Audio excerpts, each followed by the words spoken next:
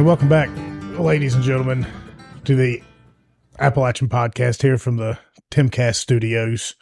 I'm your host, Billy Riddle. With me is my English co-host, once again. Been a couple weeks, but... I don't know, Billy. I don't know. It's been a crazy week. In fact, it's been a crazy 10 days. It really has. I'll say that much. It really has. And I know a lot of people have been reaching out to me about our our last guests and wanting to know their opinion on some recent matters that drop. All I can do is implore you to go listen to their show. Maybe they'll give their side of it right there as far as that's concerned. But yeah, it's I think if the National Party supports that abhorrent acts, then I don't know really what to say. Well, I think I'm just going to, like everything else, we just need to let the water, there's a ripple effect. And this is, we're not going to talk about this show, but hopefully, maybe next week's show we'll dive into it a little bit more, because tonight's show is something that I've really looked forward to here for a long, long time. When I started this podcast, the people we've got here in front of us today were some of the ones I had in mind about, what a better way to come on here and tell some cool stories and promote an event that I've been going to as long as I can remember. And, kind of help promote our local college that we have here in town that we should all be hoping succeeds. And so I'll go ahead and let them introduce ourselves, starting with Bethany over here. I'm Bethany Worley, and I'm the director of the Blue Ridge Institute and Museum at Ferrum. I'm Roddy Moore, and I'm the retired director of the Museum of the Blue Ridge Institute at Ferrum College. So we've talked about it before, but, they're a big player in the Ferrum Folklife Festival that is coming up here in a couple weeks.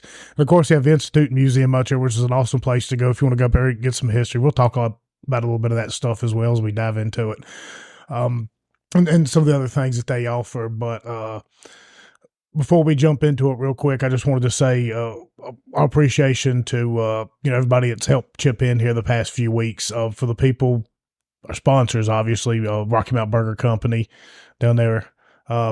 Went and met one of my buddies after work on Friday evening, I believe, and had a beer or two and a meal while my wife and children were out of town. And I was honestly trying to go down there to drink away the pain of coming back to a completely silent household. I didn't know how I was going to manage without two screaming kids. I'm smelling something here, Billy. I really am. I'm up to my neck in it. I don't think I can take it anymore.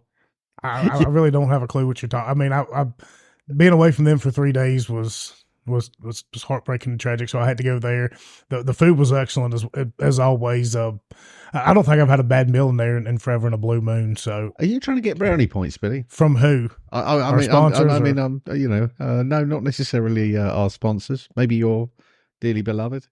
No, because she sees it as I've already gotten brownie points because she looks at it as I got a 3-day break away from her and the two, but that was devastating to me. I hated being away from my kids.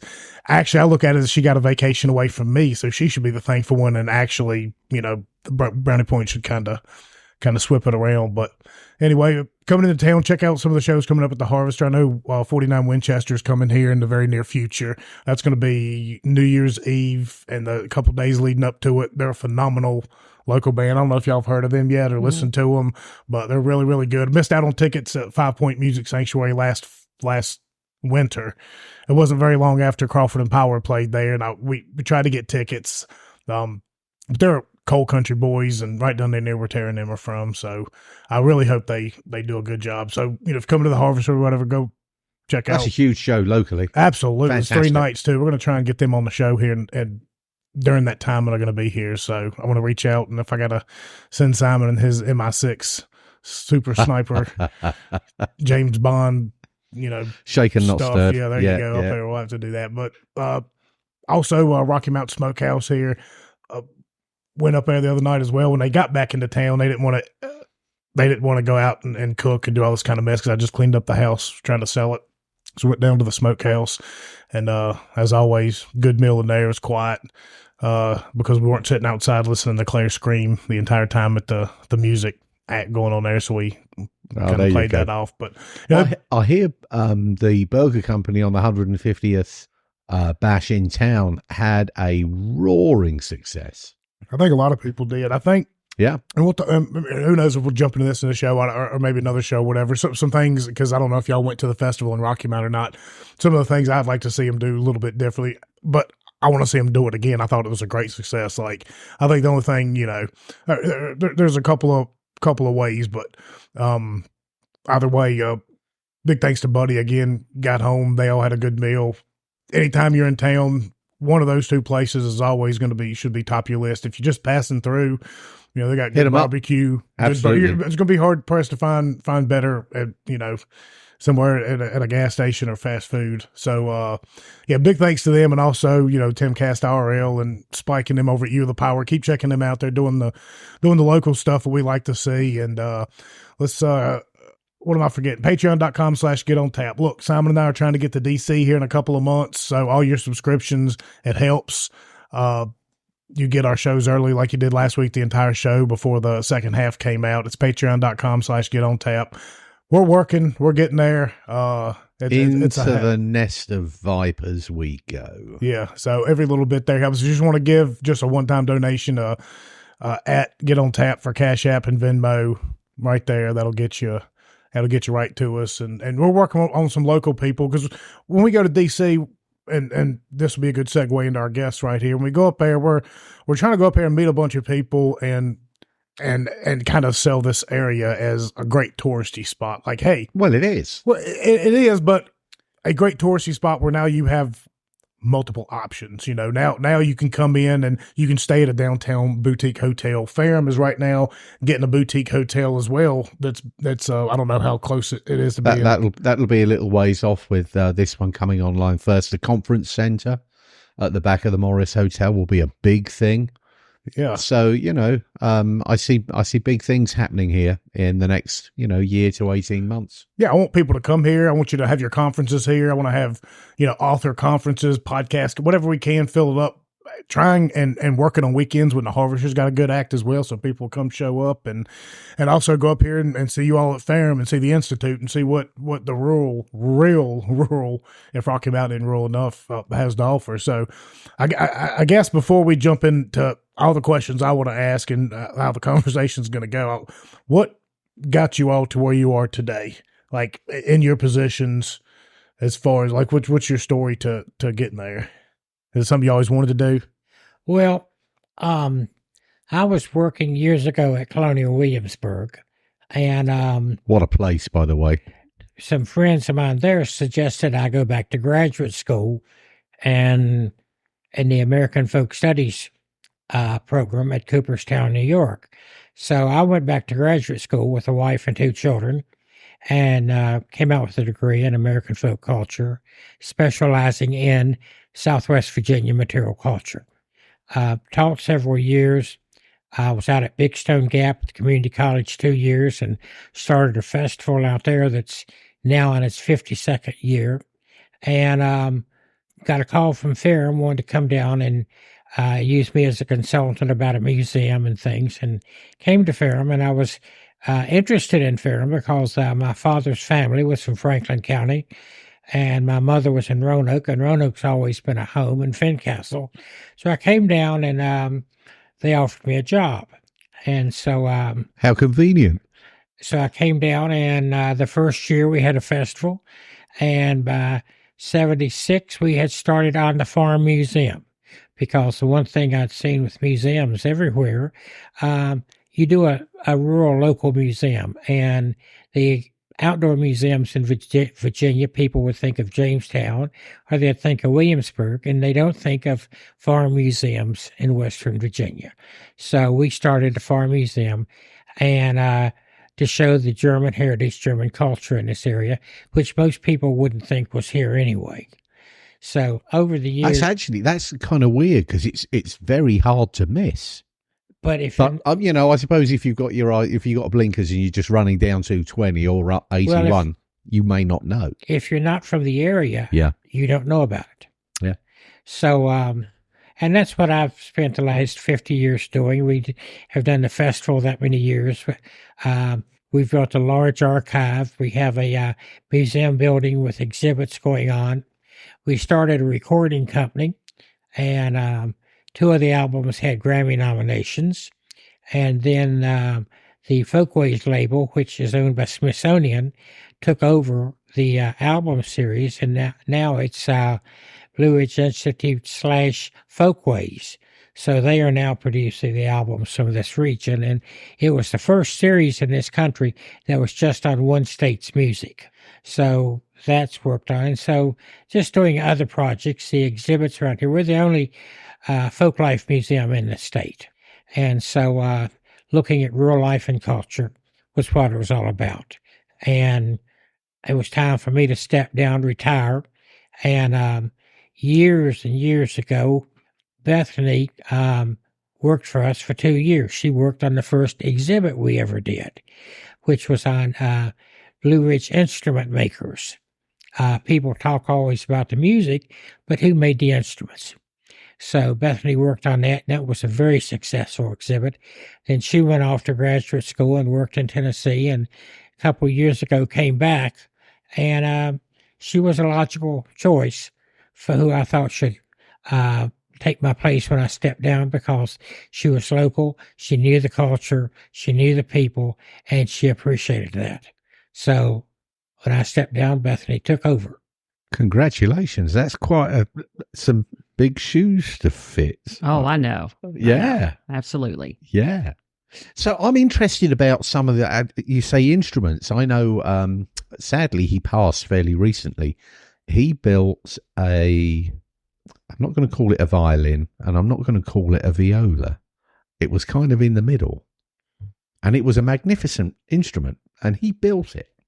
So I'm interested about the local, what sort of instruments were being made locally? Well, Roddy can really answer that better than I can. Well, down in Grace County, we have a world-renowned guitar maker, Wayne Henderson, and his guitars are owned all over the world. And everyone knows about Wayne and his instruments. There have been several other people that have apprenticed under Wayne and worked well. You had Arthur Connor up here. Now these are acoustic guitars. Yes. Okay. You had Wayne. You had Arthur Connor up here in Floyd County, making violins and violas. So you've had people around here making instruments for any number of years. You had down in the Galax area, you had Kyle Creed making banjos. We had some people here in the county making banjos. We had people making dulcimers.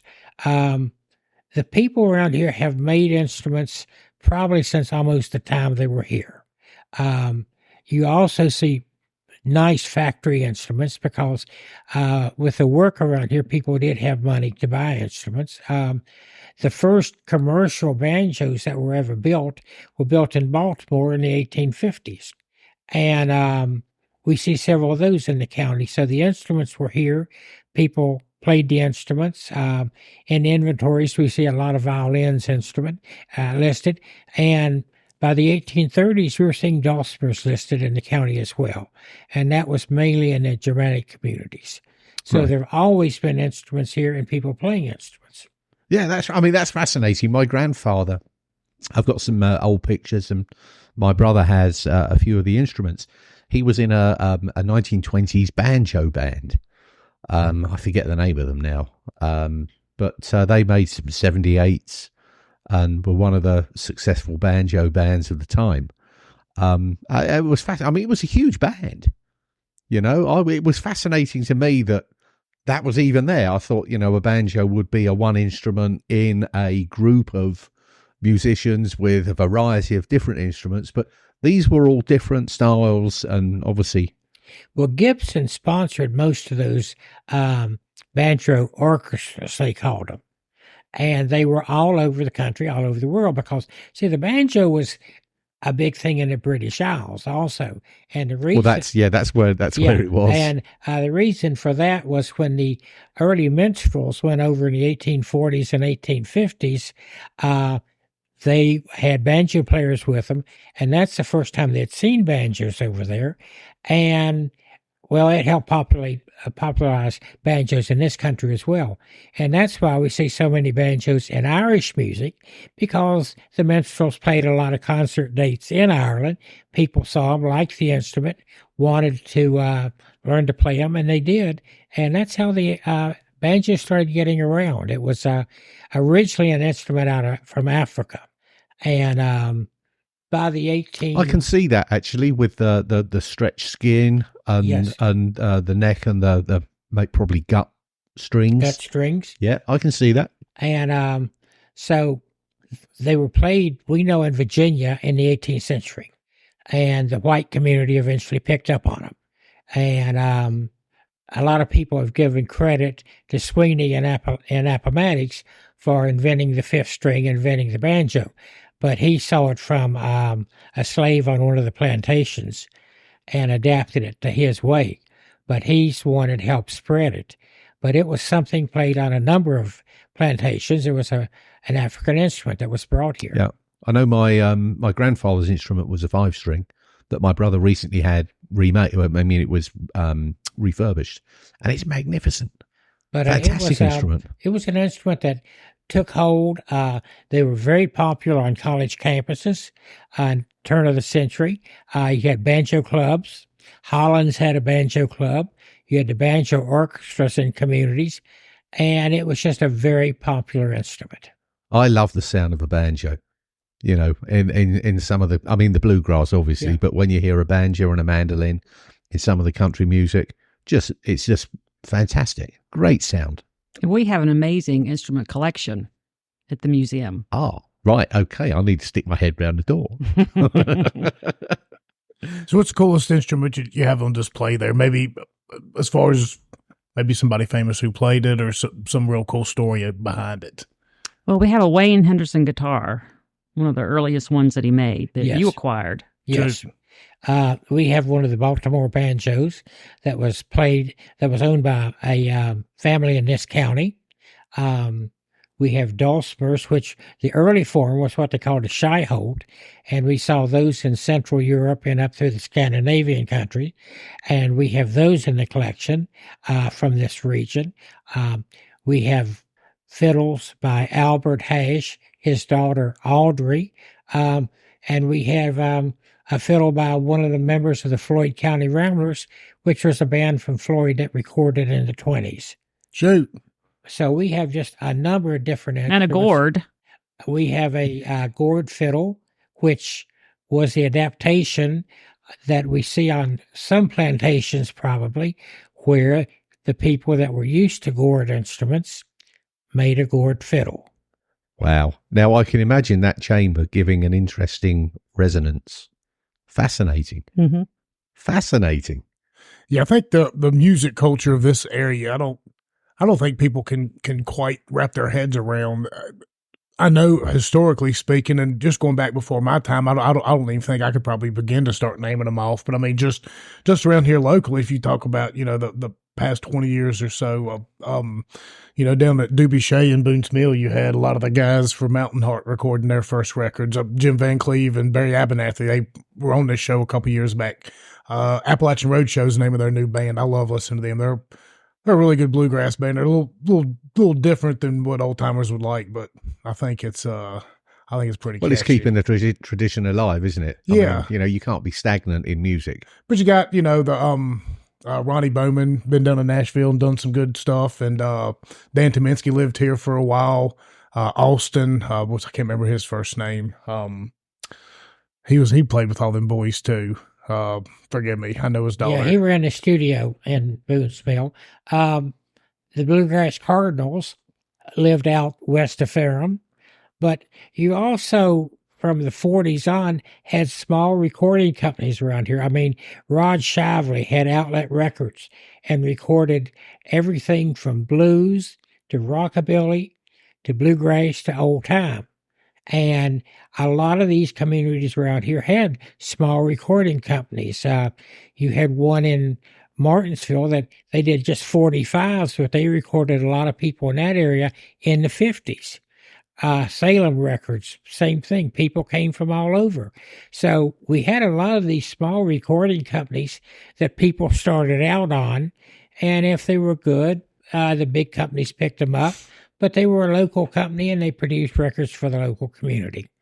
So that's pretty cool. So essentially, you try and tie this into how we operate today. Like, today, if you've got a band or you're a musician or got a guitar, you just go record yourself on YouTube or something, and you play it, and it goes out to the world. Well, it's kind of crazy that back then, so many different kind of local people went and did the same thing eventually, which is probably better documented, I think, throughout history, and depending on how far that goes, will probably be better documentation than the digital stuff. Well, the sound of vinyl is always superior to the digital nonsense that comes out now. Well, not just the sound, but just the ability for it to survive, I guess. Well, none of us own our music anymore. No. But I mean, I guess you all probably have a pretty good collection of a lot of those old records up there, and a lot of those old, how big is that? Probably in the thousands. We have both 78 years ago, we had a scholar with us, and he did the research and produced a book on people in Virginia that recorded on 78s, pre-war 78s. Yep. And it was mainly old time and religious and blues. So you've got that whole history. And then after that, you've got all of these companies producing albums and things. And we've always tried to keep a collection and build a collection of recordings from this region and musicians from this region. So we've got a large record collection, both of 78s, well, cylinders as well, 45s, long play albums, and, of course, digital things now. But also, we've got a tremendous tape collection of people that recorded people in their homes and communities. And we've probably got the largest collection of African-American music from the mountains than any archive in this country. But we had several people build big collections. We had a gentleman in Pulaski that recorded at fiddlers conventions all through the 50s. And we have his stuff. So we have some real unusual Bill Monroe and different groups and things that came through. So we've got a rather large music collection, yes. Yeah, at some point I'd like to see that catalogued, and available. That would be an enormous project. Do you ever have like little... That would be ideal. Do you ever have little sit-ins where you just bring people up there and just play some of the old tunes for them that might have not been listened to or heard and Lord knows how long? Well, we have people that have used the archive from all over the world. Our archive is known all over the world, as are the recordings we did. And people know the type of things that we've recorded. That's so wild. Yeah, we have a reputation for that because our archive is climate controlled. So there's humidity in there. And we're the only one outside of Virginia Tech that has that in this part of Virginia. And so when people, do give us their collections, they rest assured they're taken care of. They're taken care of. Oh, yeah. Right? Oh, yeah. So we're very proud of our archive. It's really the backbone of who we are because we're really research and academic in nature. And so we'd love to document everything that we can. Yeah, I'd love to see that made more available somehow. I don't know how you would go about that. But commercially, I think that would have some legs. I know a good way to do it. Go to patreon.com/getontap, become a subscriber. And if, we get 100,000 subscribers for a few dollars a month, we start kicking them more money to be able to update everything. We can pay people to go in there and put it all out there. You know what I mean? So it's patreon.com. That's an almighty process. Yeah. You can go online, go to the website for the Blue Ridge Institute, and you can go online, and a number of our things are online you can listen to. Oh, right. Okay. I didn't know that. Mm-hmm. Okay. It's called the Blue Ridge Heritage Archives. And then we've also shared some of our things on the Digital Library of Appalachia. Yes. Yeah, I don't think it's, I don't think people can put into perspective how crazy this area is for music and all the history that's packed into this area. Well, the fact that it hasn't been destroyed and you're keeping it climate controlled, that is immense. Well, it's it's crazy. We're talking about the African music and stuff, and there's so many ties to that, and about everybody we've had on the show before has been a bluegrass musician that's talked about that. Like the real ones that they don't really understand just how much of a melting pot music is, especially a lot of the stuff that is from around here. I mean, Billy Hurt, hopefully you got some of his stuff there in the archives, and Colby Helms talked about it, and even more failed musicians like Josh Grice. We've had him. I hope you don't have the Harlow Grice band in your archives up there, because if somebody comes and lands in a couple 100 years and that's the first thing we listen to, helpless, they're liable to keep going. So, well, he does open our show every time. I do use his music. I just want to, as a disclaimer, it's because it's free. I don't have the money to pay, which is why you need to go to patreon.com/getontap. But aside from that, the band is talented, but that's why a lot of the stuff we use is instrumentals. Anything he sings, we try to steer away from. You are ruthless, Billy. One day this is going to come. But back they all talk. But to my point, they all talk about the influence really that it has, like all the blues and the jazz and stuff from back in the day that you'd pick up from New Orleans. That had so much of an influence on what music took off. Through this region and a lot of the Southeast, you had country blues. And it wasn't New Orleans music they were listening to. It was country blues, and those performers were all around. I mean, years ago, there was a musician in town called Rabbit Muse, and Rabbit played blues on a ukulele. Nice. And he had been on different Roanoke programs with Reno and Smiley and people like that, and different shows. And today he's probably, for the people interested in ukulele, he's probably the only African-American ukulele player that was recorded that's out there. And he did blues and different things, and that's just what Rabbit did. He played kazoo with uke also and sang, but, you don't expect to find things like that. But there were a number of other blues singers from this area. Some stayed. One moved to Washington, and that was Archie Edwards. And Archie's performed a lot. He's deceased now. So you had blues within the community playing. From down in Stewart, we had the Fodrell Brothers that we had for a number of years, and they played at Carnegie Hall. They played, we had them in Europe. They played at the Smithsonian, at Wolf Trap, but they also Turner played in a bluegrass band as well. And his father had been a blues player and then stopped playing blues when he joined the church.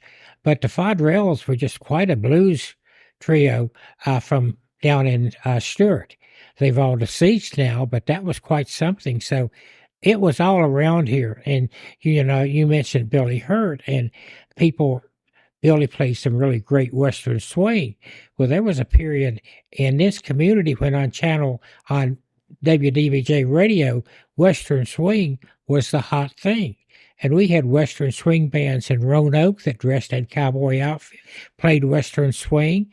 The Sons of the Pioneers visited and would visit with them. But that was a popular music for a while, and then it died out. And you don't have anyone around here now even mentions or thinks about Western swing. But that was a popular music here for a while. So, it's fascinating how it all sort of crosses over as well. And then that melting pot, and then something else happens. So it's very creative. I love that influence. Well, it's kind of like thinking about the different kinds of barbecue you have out there. Like it's cut up that much. You have your North Carolina, you got your St. Louis, your Kansas City, your Texas, your Memphis, whatever. But same thing with music. You can have the same instruments and kind of the same thought process and be two completely different styles just based off your region, just based off of. And then mix those musicians together, and you've got something completely new. I love it. Love it. That's creation there. That's superb. Speaking of which, talking about music here locally, still probably have a chance to get tickets if you want to. I'll go ahead and throw this out there since this show's coming out here tomorrow. But this Thursday, Travis Tritt, Salem Civic Center, and Crawford and Powell are going to be opening up for him. So that's a couple of local guys. Oh, that's huge. So, yeah, they've done this before there at the Civic Center with Travis Tritt, and they toured with him for quite some time now. Text message Ethan the other day. I really want to get them back on and do another show. The last time was fun. It was Tuesday night at the wood shop to about 2:00 in the morning. It was because they're musicians. They don't, I don't think they had a job to go to the next morning. It hurt me and Amos, but we still had a good time. Those boys, I wish them all the best. They're super kind. Their whole team, they keep it local. I mean, I think still their manager this day is local, and they're doing good things. So I'm glad for them. So check that out. They'll be here this Thursday at Salem Civic Center. Go get tickets. I'm trying to see if I can finagle some for my wife. And Colby T with his new record deal. I mean, that's fantastic. Local musician making it big. Love it. Yeah, it's quite a thing. I love music. I love talking about it in this area and all the history we have, and we've got so much more that we can probably talk into about music. I wanted to kind of slide over. You'd mentioned you were down in Powell Valley or Big Stone Gap. What festival was it you started down there? The Homecraft Days at Mountain Empire Community College. I think I've heard about, because my wife was from down in that neck of the woods in Tazewell County, and I love it down there. I mean, it's cold country. I think out of all of Appalachia, they probably got, we all, once again, go back to the barbecue. All got we're bootleggers around here. Down there, they're coal miners. You got the steel mill workers and lumber. I think they kind of correlate with us as much as anybody. There's this kind of kinship because you got to be tough as nails to go down in those coal mines. You also got to be tough as nails to, track 3 miles in the woods every day to check out steels and run from the law. I mean, there's kind of a correlation there, but I love that part of Virginia. Well, Tazewell's a little unusual because it is farm country and it's probably the largest sheep county in the state, but you've got mines there and you've got agriculture there. And, but no, it's different than Wise County down in that area. These counties are individual. It's just like comparing Franklin to Floyd or Franklin to Pennsylvania County. You've got different cultural groups within the counties. And even in this county, the culture from Endicott to the lake is totally different. And that's the problem with people looking at Appalachia. They think it's one giant culture. Oh, no, not at all. And it's not, because, Appalachia is actually an economic boundary set up by the federal government, and it goes from Binghamton, New York to Huntsville, Alabama. Now, that's what they compare to Appalachia with the Appalachian Regional Commission. So it varies, and the music varies. It's just like the music at the festival that's coming up in a week and a half. We've got 4 stages this year, and people have asked us, this is your 50th anniversary. Who are you having special? Well, they're all special. They're all that's exactly special, right. And that's the way it's been from the very beginning. We're not looking for a big star because all of these people are the stars in their communities. And a lot of them have made recordings. A lot of them have toured in Europe. They've played at the Smithsonian in New York, at the Met and different places, but they're all here and they're still playing music here. And that's what it's all about, is celebrating the culture here. And that's where I think they're coming round to it. The Harvester as a venue for local musicians and culture. I think they've got the message, and I see that going the right way. Well, when they first opened, they had local music, and it was on a Wednesday or Thursday night, and then it just it was stopped. But they dealt with local culture, and we suggested to them at one time that on Sundays they could have church groups in there singing, and that's different than what they present, but people would come to hear it. And years ago, there was a guy from the lake. He worked at WDBJ, Curtis Downey, and he worked with Ronnie Reno, and they were thinking about Rocky Mount as a center for religious music on cable TV. And they couldn't sell it, didn't go over, but the religious music around here is phenomenal. I've been to both the Franklin Heights and Faith Fellowship, and the choir and quality of music that those churches put out is phenomenal. I was blown away. It was a show. Yes. And it was great to be part of. Well, you see, the festival from the very beginning, we always had one stage that was just religious music because that's a big part of the heritage and traditions around here. And no one else was doing it. And it's funny you should say that. The Rocky Mount Festival, the 150 anniversary, they had 4 stages too. And if I remember rightly, we were going through there early afternoon, and there was a gospel choir on one stage that was, it appeared to be, that was their focus. yes, The only thing that concerned me, and it was very, very successful, but man, they were running the gauntlet with the weather, as every festival does. And I thought, man, you've put all your eggs in one basket, to coin a phrase, and the weather would have really, really done a number on them. Even though they were covered stages, you still want to play to an audience, right? So there is that vulnerability. And that always makes me nervous because a lot of people put a lot of time and sweat equity into these festivals. And it just takes one bad day and a weather event, and it can all come unfolded. So, yeah, but, 4 stages, that's fantastic. Fantastic. We have always from the beginning one stage just of sacred music. And that's one thing you don't see in many of the venues through Southwest Virginia, sacred music. And we've always dealt with African-American music, whether it was fiddle and banjo, which now there's no one left playing fiddle and banjo in the African-American communities, but we worked with that for a good while. We have one blues person that comes, and that's just pretty well a lost thing within the Afro-American community. It's gone its way. But we try to look across the board at the different types of music within the community.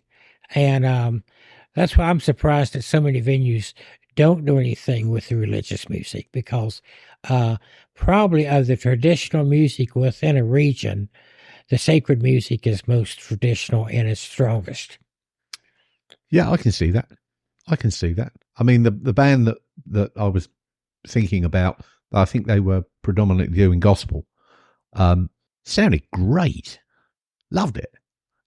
What's not to love about it? Yeah, I don't think I can mention it yet, but I have heard some inklings of perhaps a little location somewhere coming up downtown that might start doing bluegrass 1 or 2 nights a week or something, just a little bit of local kind of thing. Well, the Social House now has its basement performance downstairs in the basement of the Social House. I've been down there, had the full tour, and I just thought, man, this would be like the Cavern Club in Liverpool. I thought it looked so cool, and the little stage riser and the bar down there, and it was a little bit spit and sawdust, but it wasn't. But it had that feel about it. So I see big things coming there with the Social House as well. They're putting it out there. So I mean, I think the area is really culturally alive, which is very refreshing. Well, it's hard to see an event in this region they don't have music at. And sometimes I think it's pushed when it shouldn't be. An event is an event with whatever you're doing. You don't always need to add music to it, because they're just special things. And but yes, music is played in more places now than it was 10 or 20 years ago. Every brewery has music. Most of the restaurants on a Friday or Saturday night. Very much so here. The Burger Company, living proof. Yeah. They've got all kinds of local, the Smokehouse. Yeah. They've got local bands doing their thing. And that's promoting their art. Yes. And you've got to support it. Yeah, I'm all about that.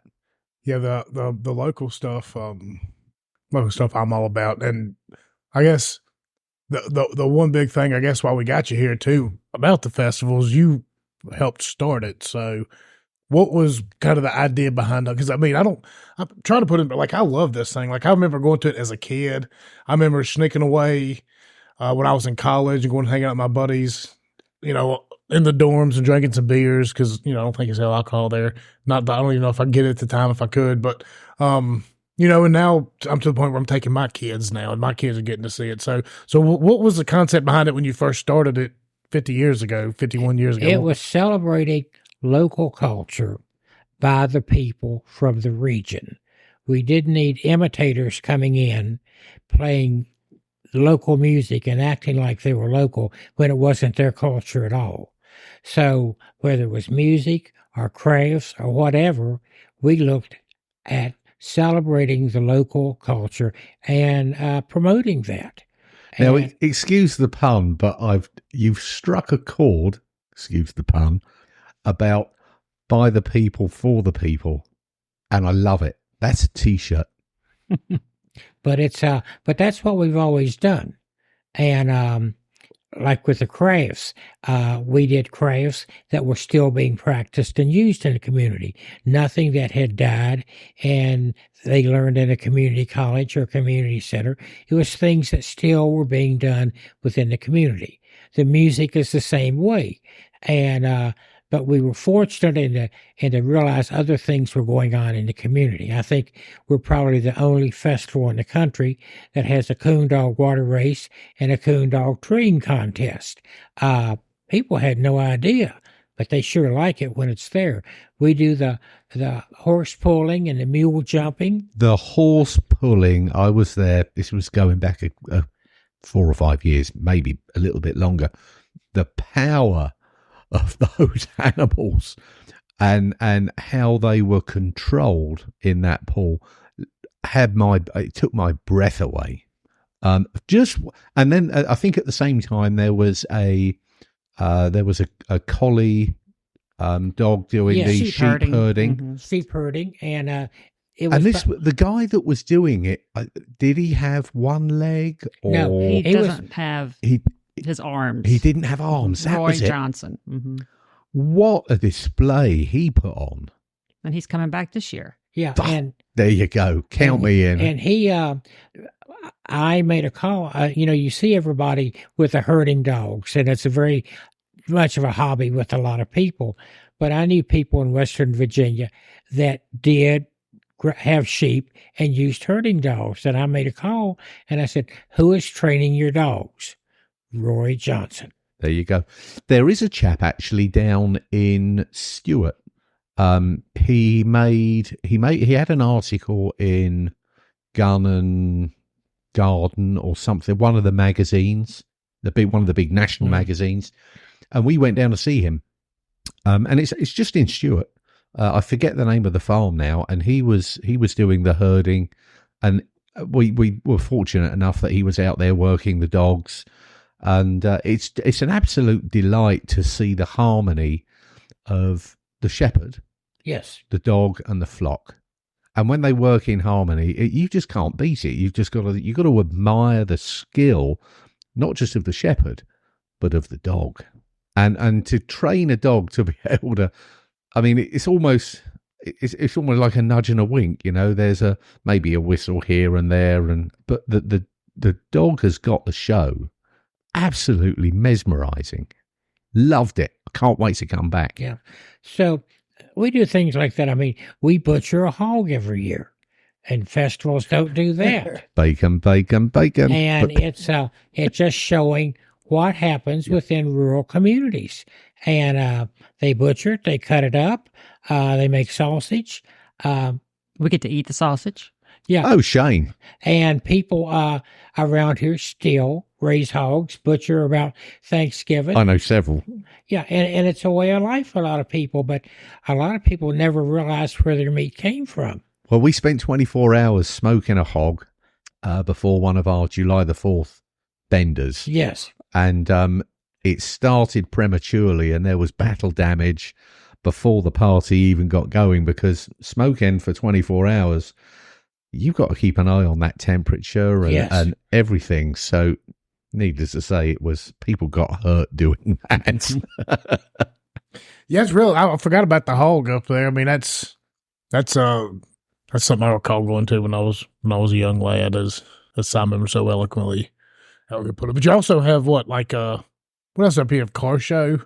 We have a car show that deals with race cars, hot rods, custom cars, and with people that have restored just late models. We changed it this year going up to 1985 because I'm used to car shows with older cars. And so many of the car shows now are taken up by people with late model cars or almost brand new cars.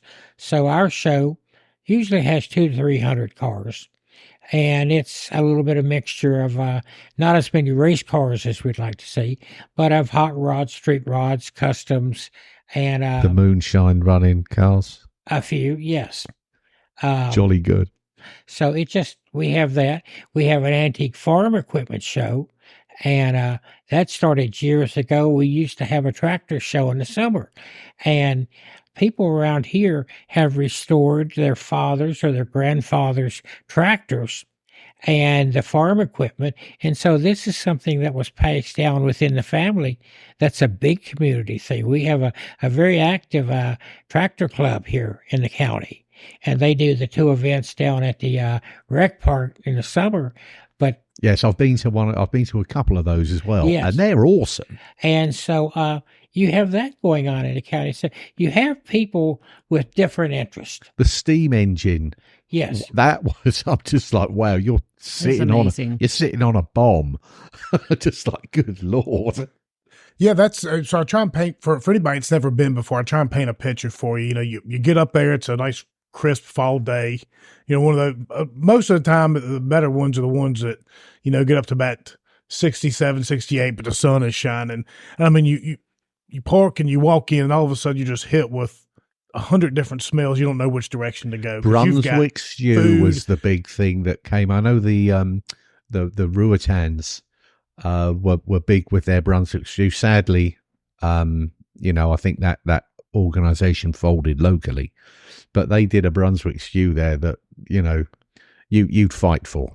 Well, this is one thing that's really changed about the festival. It's changed a lot because of a lot of our people were older people when they were doing the festival and have passed on, and some of the crafts and things are not still done. But at one time, we had 25 church and civic groups doing regional food. Our festival put more money back into nonprofits in this county than any event. We kept the prices low. We wanted regional food. There were no hot dogs or hamburgers. And the churches and Ruitans and different groups really turned out for it. But with the way things are in this country right now, the membership in the churches have dropped off. The membership in the community clubs have dropped off. And we're down to 3 church groups doing food, and the rest are food trucks. Now, or caterers. Right. I never thought we would see that because we probably had more traditional food at our festival than any festival in the country. Isn't that a sad reflection? It is, but it's all over the country. Oh, I'm not saying it's unique to here by any stretch. No. I'd say we've probably hung on to it locally more than anywhere else in the country. But it's just a sad reflection on the times that,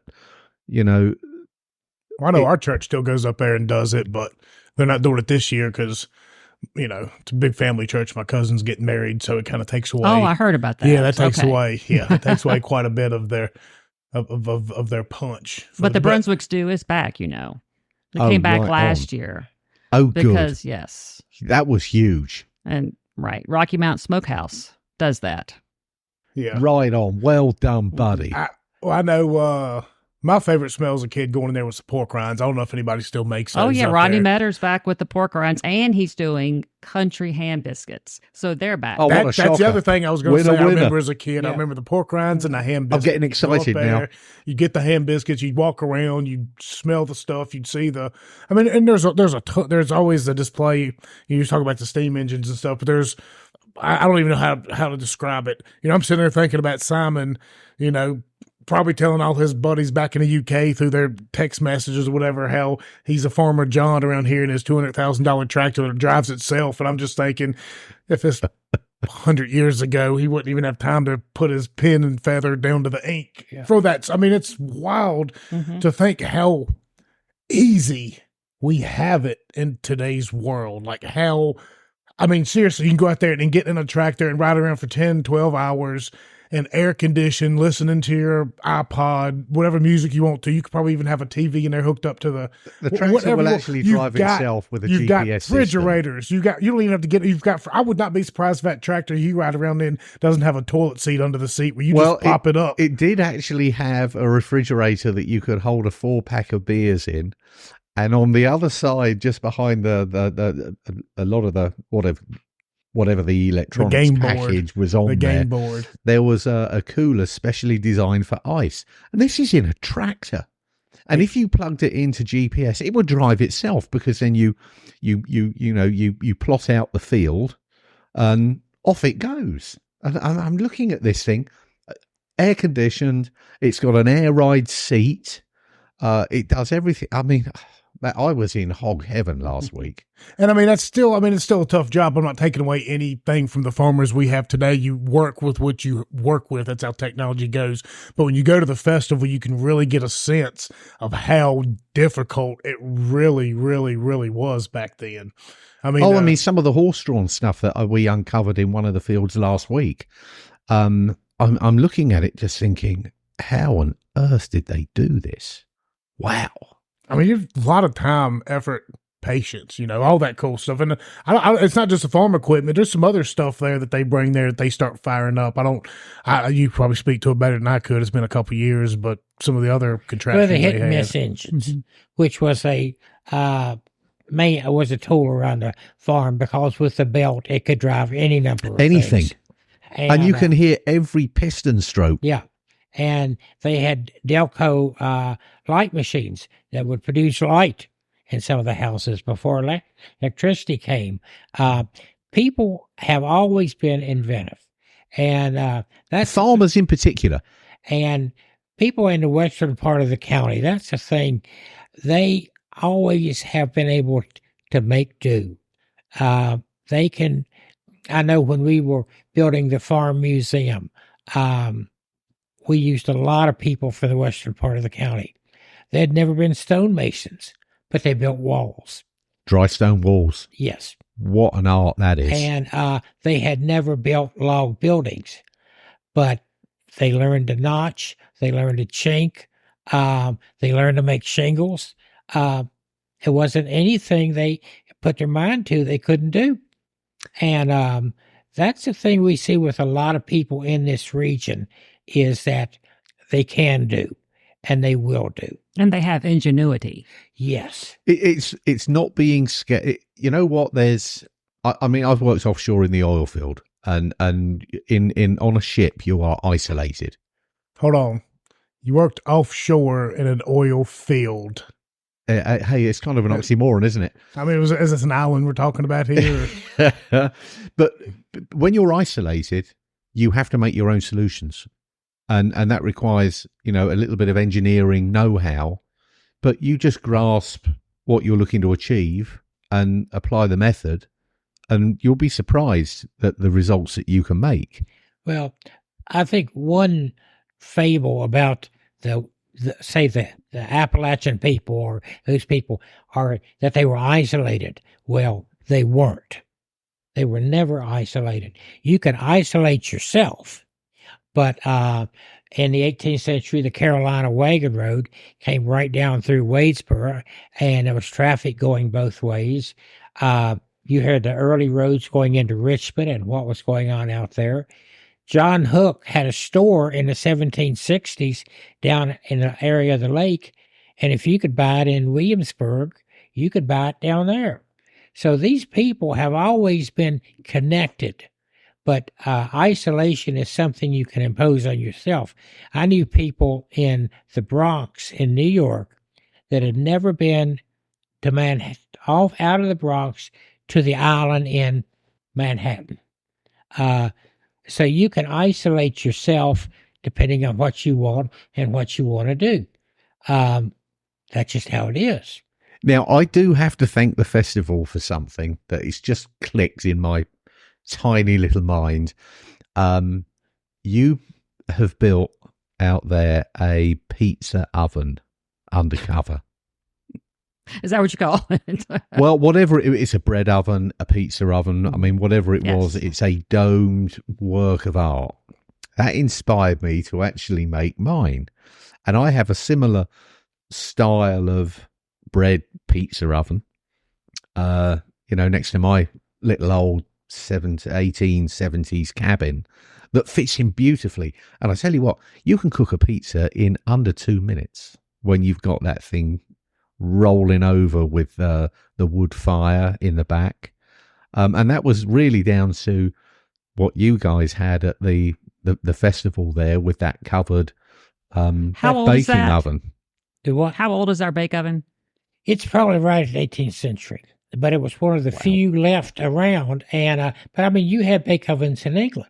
Oh, I'm sure we did. Yeah. Oh, yeah. I mean, that was something that came straight out of Europe, and there were just a lot of them. A lot of them have been destroyed, but there were bake ovens in this county. They were everywhere. It's how you could.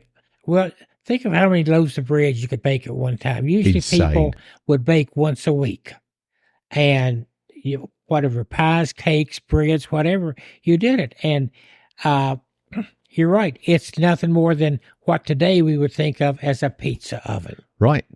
And I've had some massive events up at the farm that uses the bake oven. Yes. Mm-hmm. And knocking out a pizza in under 2 minutes is exactly what you need when you've got a couple of hundred people watching a firework display and drinking like fish. So you've got to knock these pizzas out pretty darn quick. Yeah. In fact, you can't make them quick enough to be able to put them in and get them out. And they are very effective. The flavour profiles are phenomenal because it's wood smoked. And it's the only way to have, to me, a good pizza.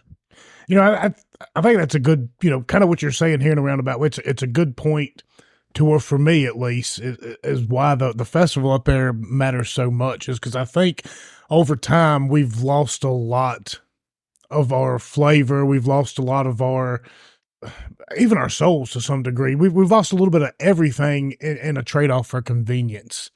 So, if you're somebody who's listening to this show, we have a lot of people out here that might not be from the area, might not have traveled. When you go to this festival, for some of you who might live in cities, you get out, because you had said, about somebody in the Bronx. I've heard tons of those stories, like Central Park's the most grass they've ever seen. That's not good enough. You know what I mean? Like there's something to be said about nature. There's something to be said about, fresh air and getting outside. Like, my wife drives her crazy sometimes. Let the kids run outside and barefoot all the time. And her thought process is, their feet are going to get dirty and they're going to track it in the house. But my thought process is, let their feet touch that grass. There's something to be said about how something so simple but natural really is good for your mind, your body, your soul. And when you go to this festival, you show up there and you have these smells. And these smells take you back to a different time period. You're walking around, you're seeing the machinery that takes you back. You're eating, good old food that they would have made back then to get them by for another day. And all the little, pork rinds was probably something that somebody came up with. Just, I'm sure it happened by accident, but it's one of my biggest memories up there. And you walk around and you can also go to the gym. They've got crafts and everything going on in there as well. But you get out, you're breathing country air. You're looking around you, and the campus is beautiful. Getting there, the scenery around is beautiful. So, I mean, just going to the festival. It's good for your soul. It's good for your family. I encourage anybody, if you've never been, make it out there this weekend. Well, what's the breed of horse that is predominant over here? I'm used to shy horses. The Belgian horse is the Belgian horses. Predominant breed for the pulling. We have a gentleman from Floyd County that's one of the largest and probably the biggest promoter of Suffolk punches. And he comes down and pulls every year. But he's also making a living with his horses that he logs with horses. So, he doesn't go in and clear cut like we see people today. With the skid he goes loaders in, and does all selective cutting, doesn't destroy the forest, doesn't destroy the land. And that's the type of thing we're looking to see. Up next to us, they're clear. clear cutting. We were in town last night, and you can look out towards Ferrum, and to the right of the big mountain out there, you can see a mountain come up, and then there's a big gash on top. Yeah, I know exactly what you're talking about, and it's tragic, isn't it? Yeah, it is. It's tragic. They're not going back in and replanting. Well, when they do replant, it's like, well, we've gone in and replanted. They've inspected that they've got the shoots for replanting, and that's where it stops. So the management of replanting stops at replanting. So, you know, at that point, you know that it's going to fail. And that really, that disturbs me. I understand the value of timber, but doing it right. But going back to the horses, you can see the horses at work. The difference when you're there is you can feel them. The power when they're pulling a load. You can feel the vibration through your feet. You can feel it. Mm-hmm. So you're feeling it too. It doesn't get better than that. And a lot of these people still work horses. Yeah. They have tractors, but they also work horses some too. Well, there's some people out there I know that I can't remember his name. This has been 10 years ago, and that's why I love my stepdad. He was trying to help me out about 10 years ago, trying to push me in the right kind of direction, and he's like, well, hey, I know this guy's going to be selling his business here coming up pretty soon, and maybe you can ride around with him for a few days, and if it's something you might want to do, maybe I'll help you out, get your business license, and get you started. Well, ultimately, it was a septic tank guy going there and cleaning septic tanks. And I'm going to go ahead and just put a full stop. I wrote around that one day. There's no way I could ever do that job. So if anybody out there is listening, and if that's your job, hit me up, come out. I'll buy you a beer somewhere, because there ain't no way in the world. But what he was going to do is he was selling the septic tank cleaning business or whatever. And he was going to go into logging with horses only. You go in there, you completely preserve the land. You go in there, he cuts it down. He drags them out with horses and mules or whatever the case may be. So there's definitely still is a market for that out there. This has been 10 or 12 years. I don't know if it worked for him, but I'm sure there are people out there who still do that sort of thing. Jason still does it, and he travels all over the East Coast because there are people that want their property logged, but selectively, and they just don't want it clear cut. And so he's an environmentalist, and that's what he's doing and working on. So, and he doesn't leave a mess. You look at most places that have been logged, and with an awful lot of it, it's just a mess left. Well, all the tops are left. Yes. And it looks like a pikey's backyard, as they say in England. It's dreadful. Hold on. When you say a pike, are you talking about, Yes, I am. Billy. Is that from Snatch? Yes. Okay. Yes. Okay. That's a British movie thing. For anybody who's ever seen the movie Snatch, you'll know exactly what we're talking about. But that's you see that going down 40, all the clear cutting and stuff. And the crap part about it is everything that rises back up down there, especially, is the pines. It's not hardwood. But I've also heard that part of, and it's funny because you go back when we started off the show, you were talking about how not only the Appalachian culture is so different from every area, but even here in Franklin County. And that's kind of the truth, because, you go up to the mountains and it's a little bit different from that part of the western or the eastern part of the county where tobacco was huge. And I've always heard that tobacco sucks so many nutrients and stuff out of the ground that nothing else would grow there afterwards other than pine for the most part. So I don't know if that's why in that part of the county it tends to grow, or if it's just when they clear cut it, they don't go back through and replant. Well, and tobacco, they would alternate the fields in different growing seasons. Well, you had to. And that's what you had to. It's much like corn. Corn does the same thing. Takes all the nitrogen out. You had to put the nutrients back in the soil, and that was it. And now you're talking about putting nutrients back in the form of some pelletized chemical, when really the best thing you can put, I think Amos and I put 24,000 pounds of chicken litter mixed in with lime on my pastures, because I don't want to put chemicals on there. So, that's about responsible husbandry of land, and I hope that comes back the way that they've got fertilizers now being outpriced. And so expensive. Fertilizer now. Everyone's now looking back at manure spreaders and so forth. Well, what on earth was that? So like something was as long as somebody's emptying their tank. I don't. Yeah. May have been one of the trucks. Well, that's interesting. Do y'all do anything? Because I know that, that's one thing we haven't talked about a lot through our history is about tobacco here in Franklin. Okay.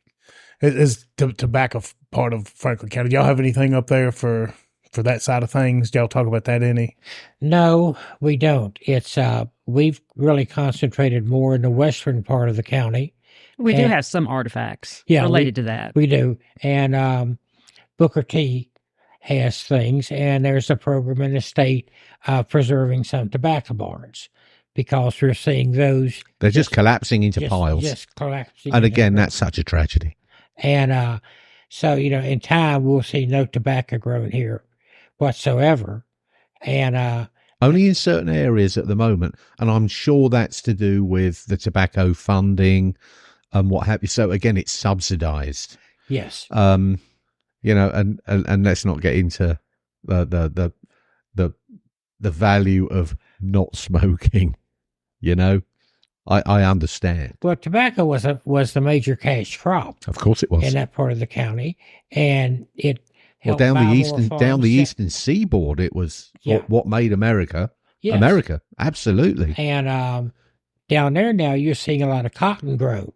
So they substituted over for that. But that's just as brutal, funnily enough, on the soil and I mean, wow. I mean, these are all tough subjects, right?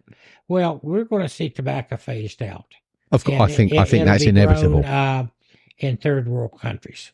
Yeah, I can see that. And that's just how it's going. And I can see that transfer going into hops, funnily enough. That's such a unique and it's a niche crop, but it is a high value crop for a lot of the local breweries that are popping up all over the place. And we know that at the moment, the breweries that are cropping up, I mean, the numbers are phenomenal. Yes. So the supply and the demand is there for that cash crop. Where are the major hops growing areas in this country now? I think it's the upper Northwest, out west in Oregon and Washington. I think people are picking up on the fact that it is a cash crop, that certain breweries will say, if you've got 10 acres, we would like to take that crop off you at a certain price, and they'll get into the contracts. And I think some of these breweries are looking to have that relationship with the farmer, which is a good thing. Any relationship with the farmer from local industry, as far as I'm concerned, is a win. And we need to promote it and support it. So tobacco may not be the thing that you're looking to support, but with the breweries, that may be something that certain farmers could exploit for their benefit. So, why not? Yeah. Now, hops was a major crop in upstate New York years ago, and hop barns and where they processed them and everything. Well, it's a big cash crop. Yes, I mean, there's some serious money to be made in harvesting, in harvesting that. We'll see where it goes. But the farmer is always innovative because they've had to be. Well, I just think it's wild to think about. Hopefully we can get into this in another show or something. Just right before I was born, about how you think back to this region, and Martinsville and Danville were two of the fastest growing cities in the state of Virginia. I mean, between the tobacco, the textiles, and the furniture and stuff, I mean, and then, like you said, we had our bootleggers and stuff here in the 70s. They were feeding all those communities. Everybody was happy. Everybody was winning. And then just, boom, something, NAFTA, who knows? I don't know. I don't pretend like I know everything, but I do know that there's a lot of history and culture to this area, and I'm super glad that you all are preserving that here with the Folklife Festival. And at the museum and institute, before we get out of here, I know you all have to get out of here. Just anybody can come up to the museum at any time, correct? It's something. I mean, of course, they got hours or whatever, but you read on there and just brief synopsis. If somebody goes up in there just on a random day, what can they expect to kind of experience? Well, they come like Monday through Saturday, about 9 to 4. And you walk in there and you've got 2 galleries of exhibits. And we normally do all of our exhibits, although Benny Gibson and his son Abe, they're doing this phenomenal exhibit right now on all the small schools in Franklin County, and schools, I mean, hundreds of them. That I didn't make up for that. I actually have been back and forth with Abe. I wanted him to come on the show here while he's in town to talk about that. It's amazing. I got Benny's book back here I want to talk about too. He's installing that exhibit right now. So anyway, we always have 2 exhibits that are open, and then you can walk across Route 40 to the 1800 Living Farm Museum, which is spectacular. I love it. It is. It is so authentic, and that's something that we do that no one else does. We maintain our integrity with that, and we're very proud of that. And that's the thing about the festival. That's why it's gone on for 50 years. We just maintain that tradition of keeping it authentic as we can. And so October 28th is our 50th, and let's make it a big one. It is going to be huge. You think you've had a hard 10 days. I don't know what you've been doing, but we've been doing festival, and it's killing us, but it's I bet it is. Yeah. I mean, you came in and you were looking a bit sort of tail between the legs and just worn out. I get it. But it's worth it. I love it. The reward on the 29th is going to be awesome. I can't wait. By the way, just on one thing, it just, again, something else clicks, and if I don't get it out, I lose it. It's just why my poor old mind works. Indian artifacts. Have you ever looked at exploring that? Because some of the artifacts that I'm seeing coming out of the ground when I'm working these fields now is fascinating. I don't know if you wanted to go down that. Just throwing something out there. I mean, they're prolific throughout this region. Well, you had the Roanoke Valley was a large village. And you look at all the bottomland. And all the bottomlands throughout Franklin County have Indian artifacts in them. And it's not only points, it's pipes, it's pottery. Smith Mountain Lake. Yeah. So you had that culture here as well. But to try to do justice for everything, you've got to focus on one thing, right? I get it. I get it. Thing. And that's where our exhibits over the years. Beth here worked with the exhibit we did on canneries, and people don't. God bless the canneries. Keep them open. Yes. Here. And but in 1900, there were probably 40 or 50 canneries that were working all over the county.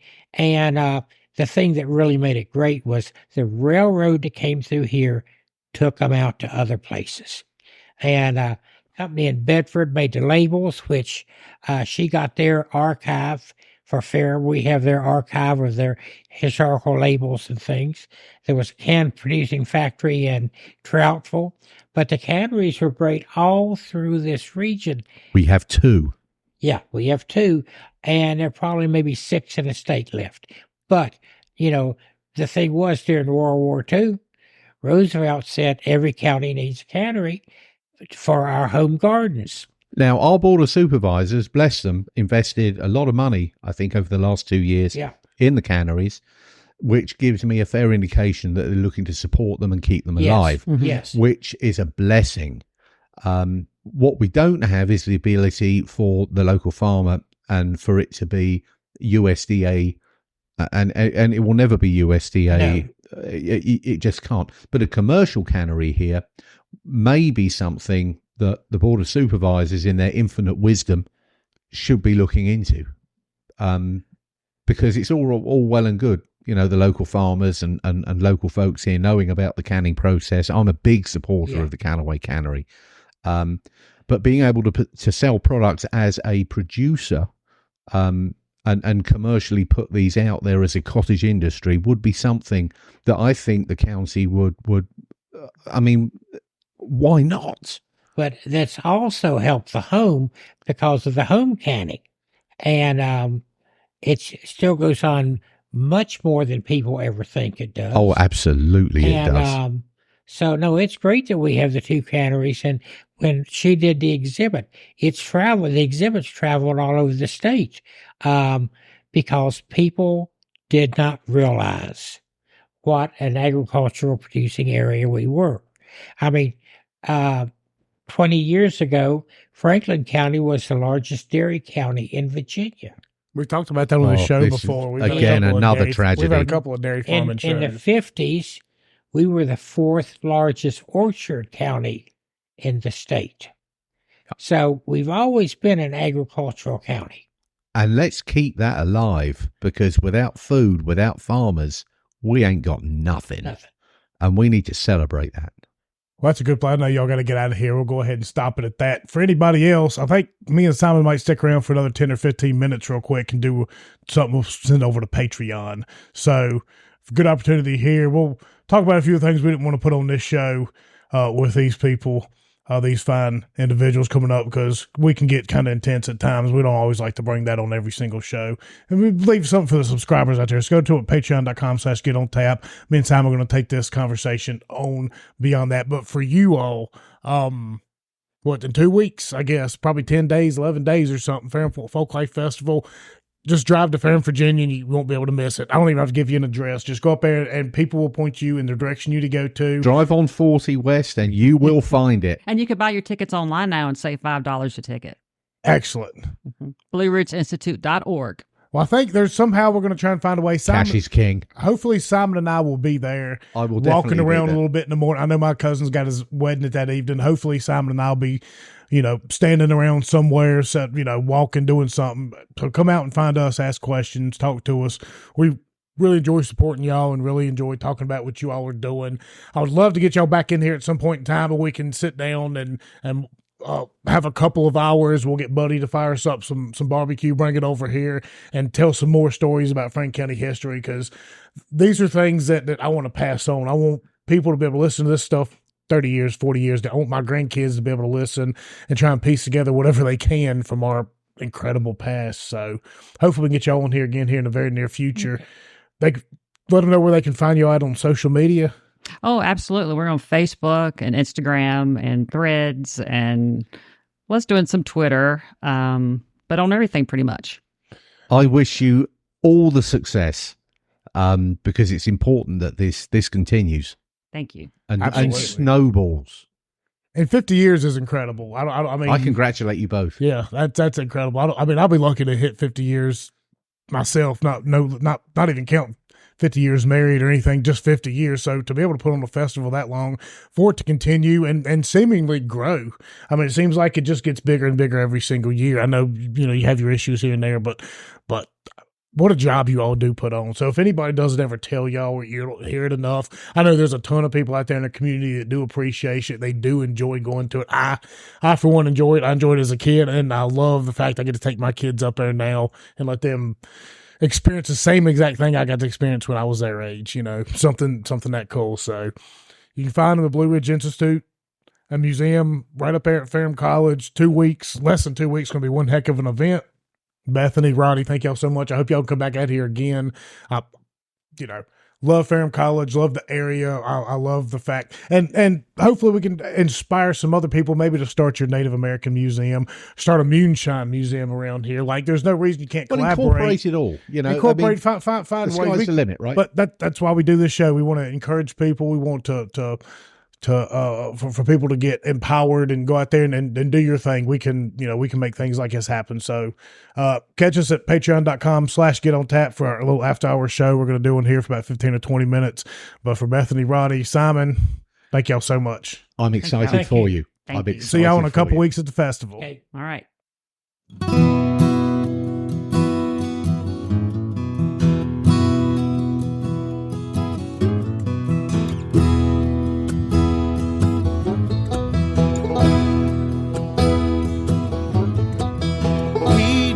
Signal while changing lanes. They pulled him over, found her cocaine. She said, I love you. Yes, I love you forevermore.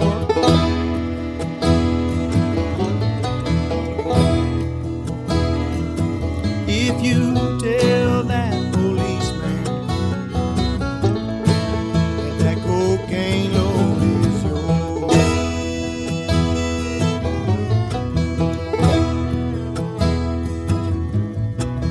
he spent time locked up. She ran around, everyone knew it.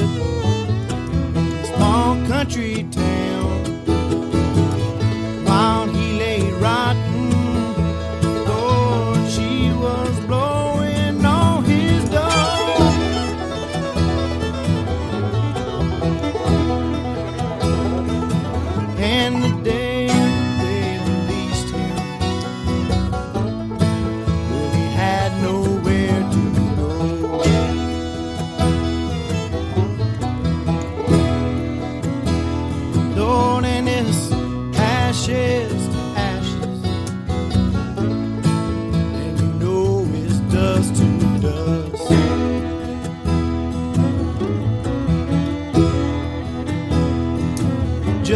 another low down woman that a man can't trust.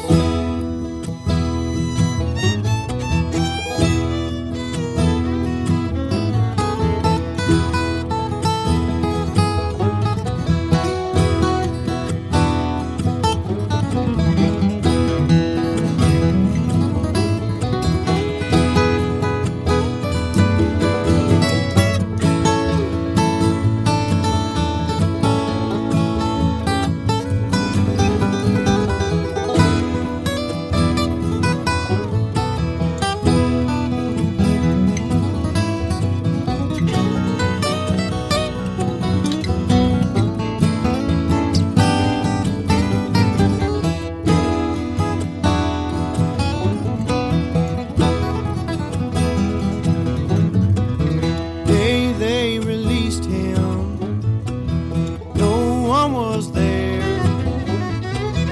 Had she forgotten? Did she still care? He called up her mama, Lord, and these words he heard her cry.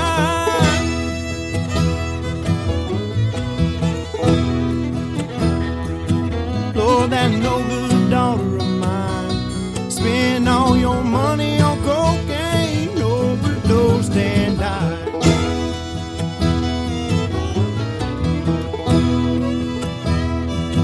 Lord, it's ashes to ashes, and you know it's dust to dust.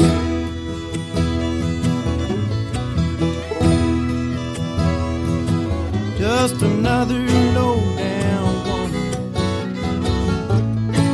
that a man can't trust.